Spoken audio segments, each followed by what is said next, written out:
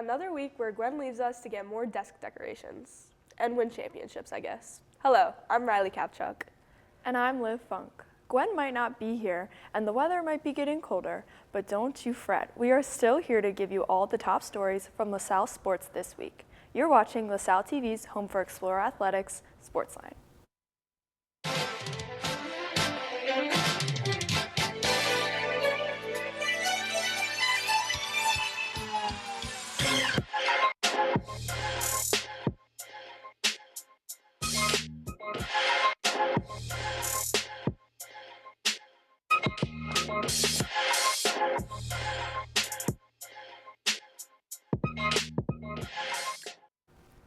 Welcome to SportsLine. We have 3 more shows left before a break and still plenty of sports to recap.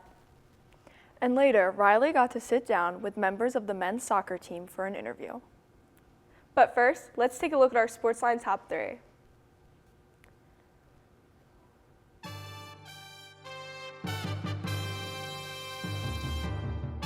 Saturday, LaSalle celebrated homecoming with a men's and women's basketball doubleheader.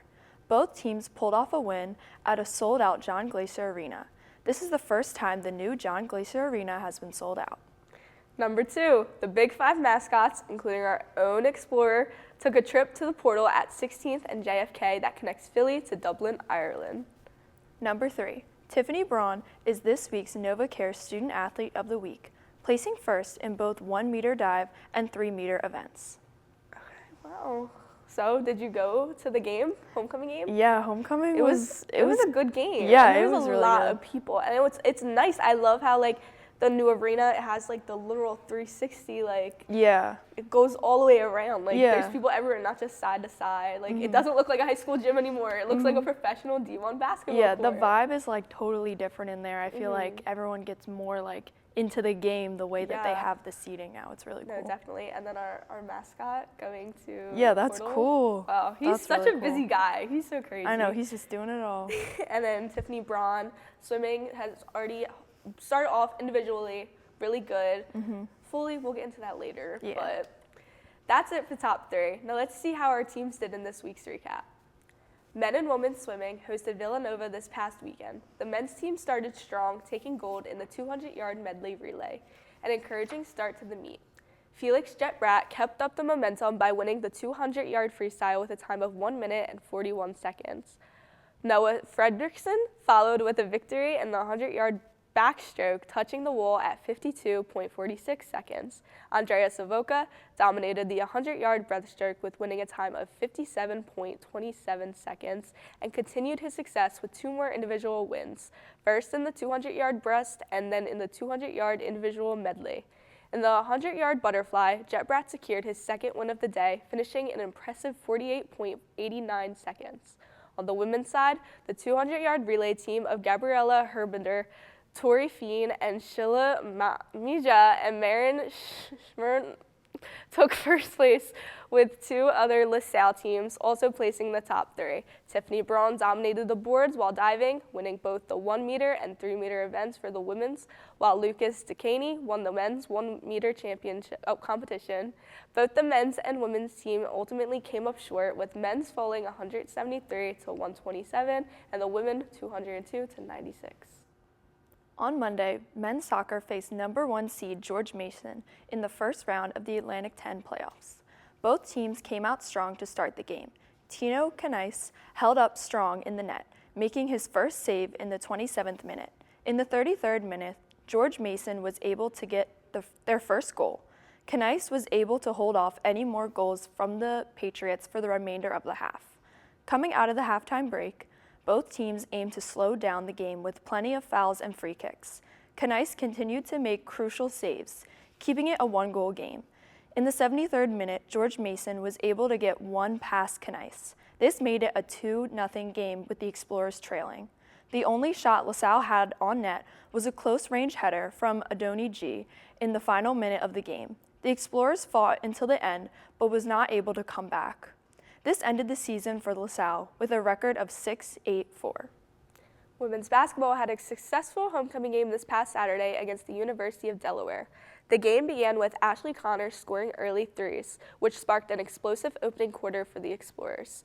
Chari Bowers and Anna Plusher, followed suit, adding threes of their own as LaSalle built a solid 9-point lead by the end of the first. Proslak remained a threat in the second quarter, continuing to put up points. Mackenzie Dalba and Iris McToon continued 8 more points, between them sending LaSalle into the half with a comfortable lead. The Blue Hens came out firing in the third, cutting the Explorers' lead to just 4 points. However, freshman Joan Quinn stepped up at a critical moment, hitting a 3 with 4 minutes 42 seconds left in the third to swing momentum back to LaSalle. By the end of the quarter, the Explorers had rebuilt an 11-point lead. Connor opened the fourth quarter the same as the first, draining threes and making big plays with each successful bucket. The Explorers pulled away, securing an 68-54 win on homecoming. The LaSalle Explorers fell to the Drexel Dragons in a tough road loss Wednesday night to open Big 5 basketball pod play, dropping to 1-2 for the season. The Explorers started off with an early lead, making early shots and moving the ball well, but Drexel took over quickly, building a 15-point lead by the end of the first quarter. Joanne Quinn hit a 3-pointer for LaSalle to slow them down in the second, but both defenses made scoring hard, with Drexel leading by 17 at halftime. Drexel kept shooting well in the third quarter, making over half of their shots. Amaris Baker scored 7 points for LaSalle, but that just wasn't enough to keep up with Drexel as they entered the fourth quarter with a 25-point lead.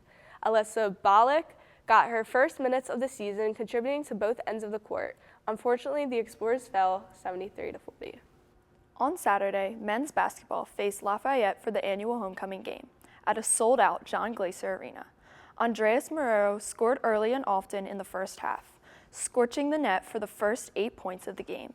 The teams then traded runs, putting at a score of 13-5 after the first 5 minutes. The Explorers then kicked their offense into high gear, scoring 10 of the next 15 points. LaSalle led 23-12 going into the first media timeout. Lafayette then started to cut the Explorers' lead back to single digits. A heat check from Corey McKeaton proved to be a turning point in the first half, giving the Explorers a prominent lead with just minutes left in the half. The first half ended in a 45-28 lead for the Explorers. The Leopards came out in the second half swinging, cutting the lead down to 12 points quickly.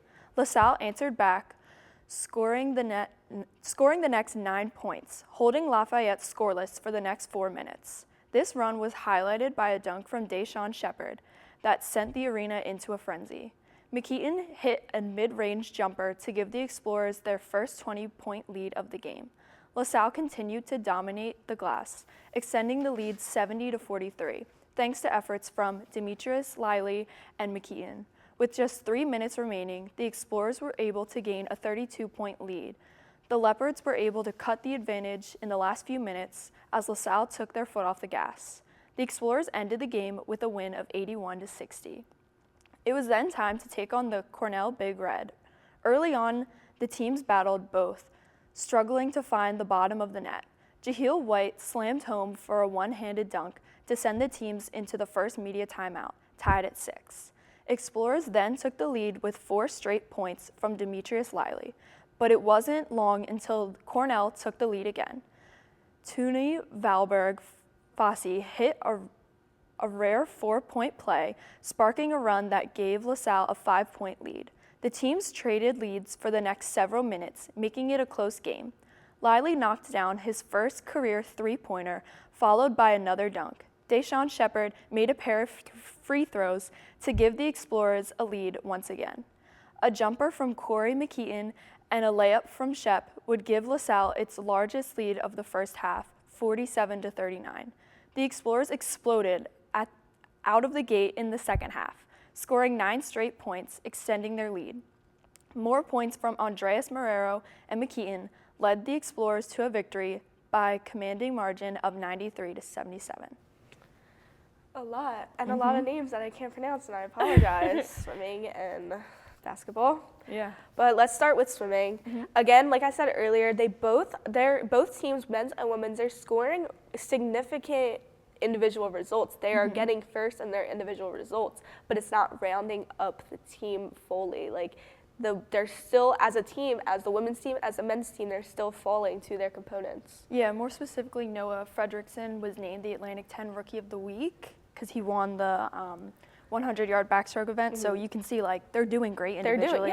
They just need to come together as a team. Yeah, so. and individual results, they're good. Yeah, they can get you somewhere. It's good, but. And then soccer, their final game of the season, ended with a loss. I kind of already knew that, but that's just how they've been playing. Again, I talked to them earlier today. They mentioned how they knew they had a pretty slow start to their season, but I'm not gonna lie, it did kind of turn around towards the middle and the end. They were winning. They were tying a lot of games. They did tie a lot of games. Yeah, they had 8 ties. Yeah. So that's a lot. Yeah. But I mean, I think overall, you know, they did a good job. They played as they played. You know, they played. They're losing. Yeah. They're losing a good amount of seniors. So hopefully by next season they can regroup, rebuild. Something good for them. Yeah, hopefully. Women's basketball winning on homecoming. Both teams, men's and women's basketball winning on homecoming. Yeah. That was nice. Women's with a win. And then men's, we currently have an undefeated streak going on right now. Yeah, they're doing really well. The homecoming game was a really great game to see. It was really just, you could feel like the excitement in the like in the stadium. It was just great. Definitely. We brought in a lot of transfers and rookies, and they are showing out. They're doing great. We still have Andreas and Shepard, who played a lot last year and had significant plays last year, even today. They played a lot last year, playing more this year, and they're with the others playing with them. They really have a good team going, and I hope they can do something good, bring us to a playoff. Yeah. We're going to take a quick break, but when we come back, I had the chance to sit down with members of the soccer team to talk about their season. Stay tuned.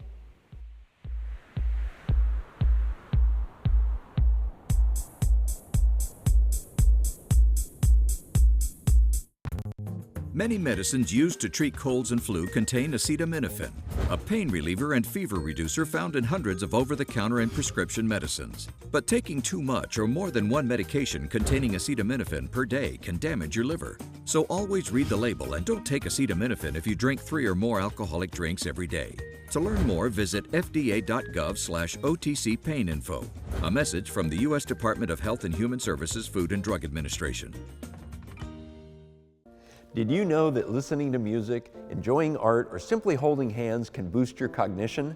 Like me, you want to maintain brain health for as long as possible. I'm Kevin Jameson, President of the Dementia Society of America. Please request our free guide filled with 10 building blocks to better brain health, care planning, and facts about dementia. Visit our website at 1-800-DEMENTIA.org or call us at 1-800-DEMENTIA. You want to live life to the fullest, and our free guide can help. Medicaid and CHIP offer free or low-cost health coverage for kids and teens. These programs cover doctor's appointments, hospital visits, prescriptions, shots, and more. As parents, we get peace of mind knowing that our children are covered if they are sick or get injured. You may now be eligible for Medicaid too, even if you've applied in the past. Enrollment is always open. Visit insurekidsnow.gov or call 1-877-KIDS-NOW. Paid for by the U.S. Department of Health and Human Services.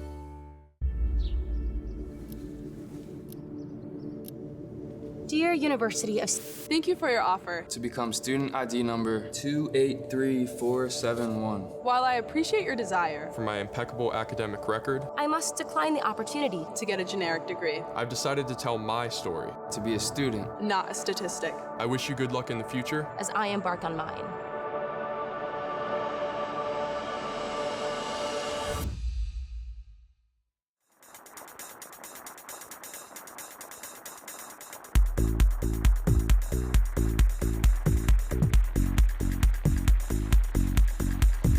Welcome back.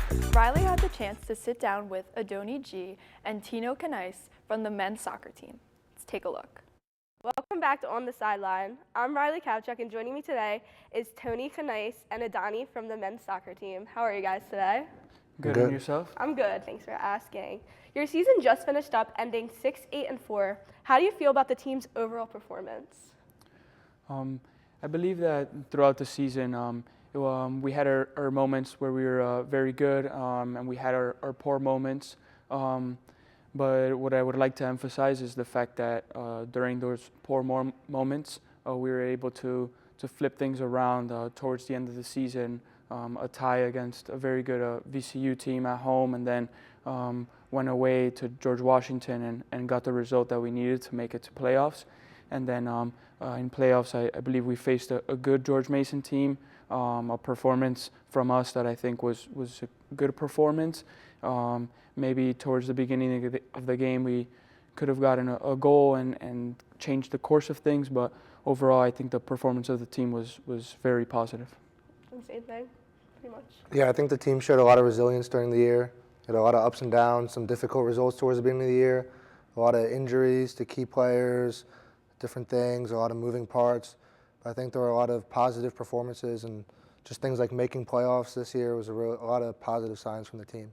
So you both mentioned how at the beginning of the season you had sort of like a rougher start. What do you think that was that key strength that you guys had to work on to really get to where you were towards the end and be able to go into playoffs like you guys did? Yeah, so towards the beginning of the season, there was some games that we believed that maybe we deserved more, that we outshot the other team or we outplayed the other team, and then maybe just luck wasn't on our side. And I believe that the main emphasis every day, every morning that we got up was keep working, because at some point that luck will be on our side. So if I had to stick out one main thing about how or what was the most important thing of our team, would be the fact that everybody showed up every day, no matter the mood, no matter the personal situations people were going through, and people showed out every single day. And then for both of you, what were some highlights and challenges you both faced personally? So for me personally, I dislocated my shoulder about 8 or 9 games into the season. So I was out for a month, and that was really difficult for me because I've never had any sort of injury before, let alone, like, it was kind of a traumatic injury. It happened during a game, and I had to go to the hospital, get my shoulder put back into place. I was in a sling for about a week.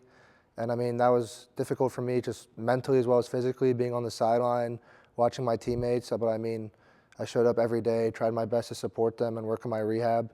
And then the support they gave me to help me get back on the field was really amazing, and it helped me a lot and helped speed up my recovery process.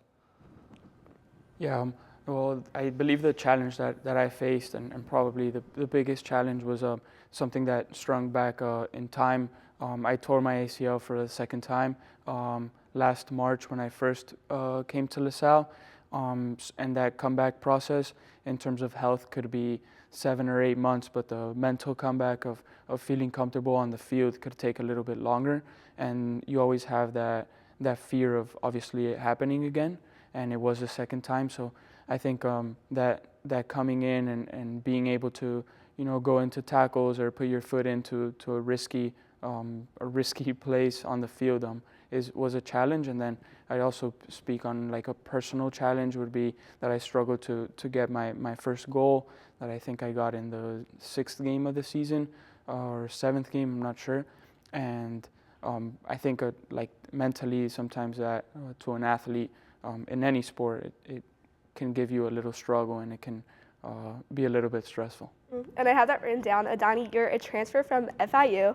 So being there for about 4 years, then coming and playing here, what would you say was the biggest change you had to adapt to? Yeah, so when I was at FIU, I also am from Miami, so I was kind of playing in front of my family, in front of a lot of my friends that stayed there at home. But I chose that transition over here because I wanted to get out of my comfort zone and see what was out there, move up north, away from family, away from friends. So that was kind of the idea at the beginning, as well as getting my studies and a more important role on a LaSalle team that I was able to get that important role. So first of all, thank you to all the people that helped me, from coaches, staff, players that welcomed me here. But if I were to talk about the differences in the transition, it would be, I would say, the style of play, where at LaSalle sometimes we play a little bit more transition and faster gameplay, where we want to hurt other opponents by pressing them a little bit higher, where at FIU sometimes we wanted to be more of the protagonist and have the ball. That was a little bit of the transition that I faced. But yeah, credits to the players and the staff that welcomed me very well, and were able to make that transition very smooth. And then after this year, where do you see yourself going, either with soccer or personally? Yeah, I mean, I wish it can happen with soccer. There's a couple of things there that still have to be lined up that aren't sure. I believe that getting your education with college athletics is a huge thing. College athletics is an amazing thing that I would speak very highly of. You're able to walk out with friends that you call your brothers, education, and 4-5 years of athletic experience. So, I mean, if I don't envision myself on a field, I believe I'm prepared to take on and go on to the corporate life. I already work at a company, and yeah, but the main thing would be just to be happy and affront everything with a positive attitude. Yeah, definitely. And then Tino, you were named Atlantic 10 Commissioner Honor Roll and Academic Honor while balancing an intense season in which you appeared in 9 games, making crucial saves like the 11 against Loyola. How do you manage academics and athletics? I mean, for me, in season, there's kind of the only 2 things I focus on. It's easy, like we practice in the mornings, usually 7:30 to 9. So train, go to breakfast after, and then the rest of the day, I can just focus on the academic side of things, go to my classes, get my homework done, go to the library, study, and honestly, just use my time wisely. Like I go to bed early, I use my weekends to do assignments while I'm in season. Like while the soccer season's going on, it's really all just school and soccer. For me, that's the easiest way to do it. That's what I enjoy doing the most. And it's what the 2 things that are most important to me, so I focus on those. Yeah, definitely. And then after a strong individual season, what personal and team goals do you have as you look towards the next season and the following? Personally, I just want to really build on everything I've done this year. I felt I had a really strong year this year. And as a team, I mean, hopefully be back in playoffs again, get playoffs back-to-back years, try and host a playoff game potentially. I mean, that would be great from a team perspective, but continue to build on everything we've done this year. And then lastly, for the both of you, what impact has the coach had on your development, both as players and individuals? I mean, Coach Taylor Thames and I think I've had a really good relationship over the past 3 years.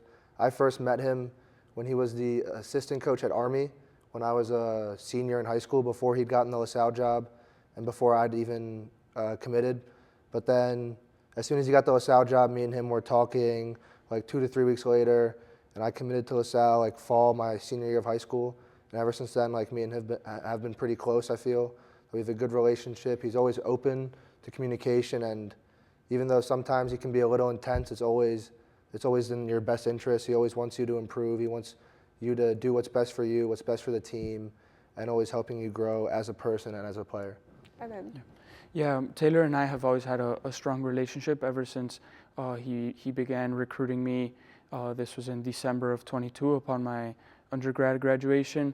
There was so when I had that injury, and the second person after my parents that I spoke to was Taylor. I told him that I wanted to be back, and he always gave me the opportunity and trusted in me to come back and play this season. So I believe he has seen the development, and he was very close to me while I was going through challenging times, and he was also very close to me when we were going through good times during the season and during the spring semester that I was able to recover. So if I had to speak on the impact he had on me, it's obviously been a growth impact. You grow over time, and he's always been there to help and communicate through it and give the most positive advice for both of us and for the team. Yeah, that was really good. Well, to both of you, thank you so much for being here. I appreciate you guys taking the time out, and congratulations on overall a pretty good season. Now back to the desk. We're going to take a quick break, but when we come back, we have all this week's upcoming games. Stay tuned.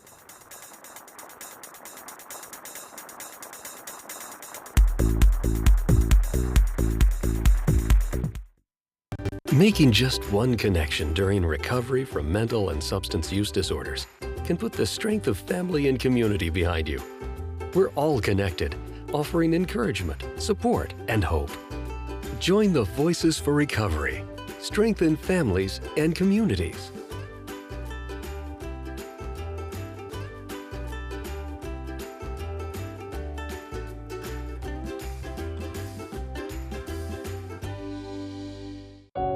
We live in a country that incarcerates its own people more than any other nation in the world. The individual can age out of crime. He or she, 9 times out of 10, is no longer thinking like he or she once thought when they were 18. This is a good time to have a second look for everyone. We have 50 years of data that proves to us emphatically that the old way of doing things no longer works.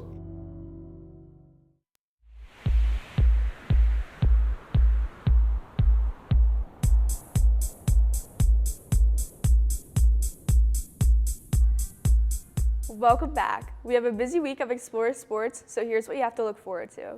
Friday, men's and women's cross country will travel to Penn State to compete in the NCAA Mid-Atlantic Regionals at noon. Men's basketball will go to Drexel University to compete against the Dragons on Saturday at 2 p.m.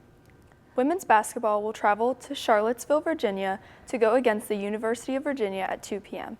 They will then host Rider on Wednesday at 6:30 at home. Men's and women's swimming and diving will travel to Charlotte, North Carolina to compete at Queen's University of Charlotte at 9:30 a.m. Okay, we have some things to look forward to. Yeah, lots of exciting things. Gwen, good luck. Yes. Better bring home more desk decorations instead of the 2 from last time. We expect more. Expect a lot from you, Gwen. Yes. And what else do we? Okay. Basketball, hopefully they keep that streak going. Yeah. Women's basketball, hopefully they start a better streak. They're 2-1. Yeah, they're not. So, I mean, they're not doing not bad, the Wolves, but so you they're know, doing good. And then swimming again, same with like the individuals. They're going to be fine, but maybe we can get a team win. Yeah. A little bit of a team effort. But that just about wraps it up for this week. If you can't make it out to see the Explorers play, be sure to tune in next week for our coverage. Keep up with this weekend's other sporting events by visiting goexplorers.com. Also, check us out on Facebook at facebook.com/LaSalleTV and on Instagram at SportsLine LTV. We welcome you to send us your thoughts and suggestions there. For our entire SportsLine team, I'm Riley Kapchuk. And I'm Liv Funk. Thanks for tuning in, and we'll see you at the game.